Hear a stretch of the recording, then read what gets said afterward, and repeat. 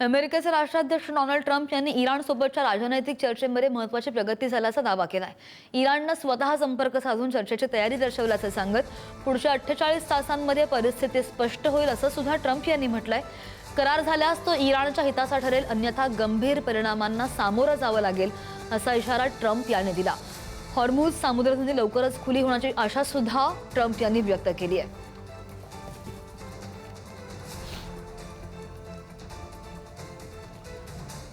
तर सामुद्रधुनी आणि लाल समुद्रातील सागरी मार्गांवर जहाजांच्या वाहतुकीमध्ये लक्षणीय घट नोंदवली गेली आहे। सागरी मार्गांवरील वाढता तणाव आणि सुरक्षेच्या कारणांमुळे या भागातील व्यापारी जहाजांच्या संख्येत मोठी घसरण झालेली आहे।